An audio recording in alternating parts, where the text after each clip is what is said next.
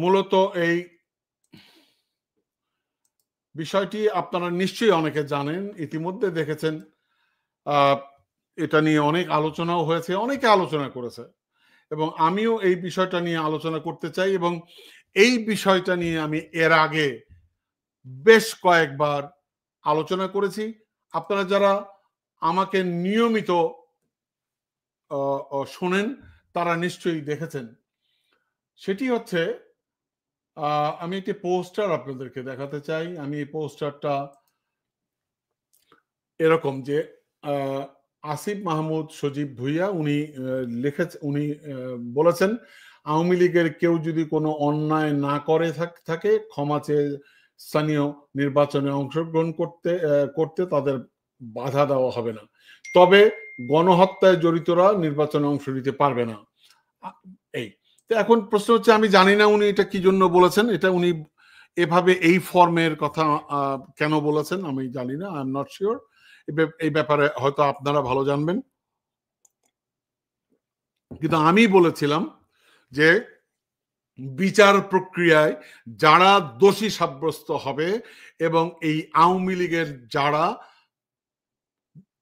এই ফ্যাসিস্ট শাসনে লুটতারাজ করেছে, টেন্ডারবাজি করেছে, ধর্ষণ করেছে, কি বলে ব্যাংক ডাকাতি করেছে, অপকর্ম করেছে, খুন খারাপি করেছে, তাদের বিচার অবিলম্বে শুরু করতে হবে।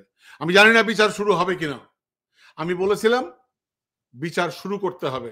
বিচার শুরু করে এদেরকে বিচারের কাঠগড়ায় দাঁড় করাতে হবে, এবং এর বাইরে যারা থাকবে তারা যদি আওয়ামী লীগ করতে চায় আওয়ামী লীগ করবে। আমার ব্যক্তিগত আমি বলছি, আমাদের কোনো অসুবিধা নেই, কারণ একটি রাজনৈতিক দলকে নিষিদ্ধ করার পক্ষে আমি নই। ঠিক আসিফ মাহমুদ আজকে বলেছে, সুতরাং নিশ্চয়ই আপনারা, আমি বললে হয়তো আগে আপনারা আমাকে অনেকে গালি দিয়েছেন, এখন তো আসিফ মাহমুদ ওই কথাই বলছে, তো এখন নিশ্চয়ই আমাকে আপনারা গালি দেবেন না, আমার বিশ্বাস। সো এই কথাটি আমি ইতিপূর্বেই বলেছিলাম যে আওয়ামী লীগকে বিচারের মুখোমুখি দাঁড় করাতে হবে, এবং আওয়ামী লীগ নেতা ইনক্লুডিং শেখ হাসিনা সহ এদের বিচার দ্রুত করতে হবে। এদের বিচার করে আওয়ামী লীগের সাথে যারা সম্পৃক্ত, যারা এই কি বলবো ফ্যাসিস্ট শাসনের মানে অপরাধী না, তাদেরকে রাজনীতি করার সুযোগ দিতে হবে। এবং এটাই বাস্তবতা। তার কারণ কোনো আদর্শকে, কোনো চিন্তাকে, কোনো মানে কি বলবো মূলত আদর্শকে নিষিদ্ধ করা যায় না। এটাকে নিষিদ্ধ করলে হয়তো অন্য কোনো ফর্মে সেটা আবার আমাদের সামনে আসবে। সুতরাং এই জামায়াত ইসলামকে নিষিদ্ধ করে কোনো লাভ হয়নি, তাই না?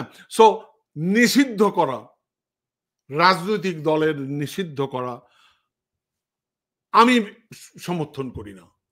আমি বিশ্বাস করি আওয়ামী লীগের যে নেতৃত্ব, বারবার বলেছি, শেখ হাসিনাকে বলেছি, you have to put your mouth off, আপনি বিচারের সম্মুখীন হন, আপনি দেশে আসেন, আপনি নিজেকে বিচারের শপথ করেন, এবং আপনাকে দিয়ে শেখ হাসিনা রাজনীতিতে বাংলাদেশে আসতে পারবে না।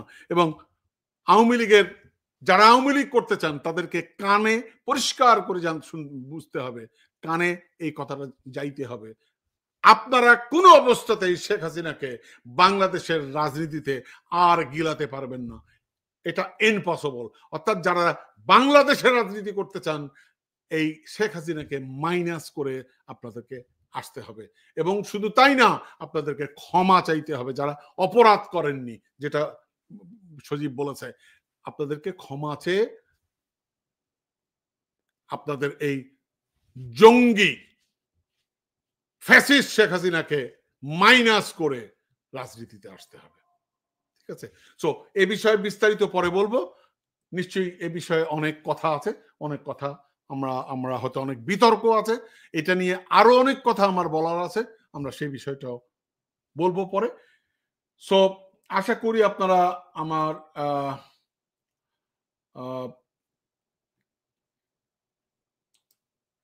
আপনারা নিশ্চয়ই আপনারা সেটা বিবেচনা করবেন।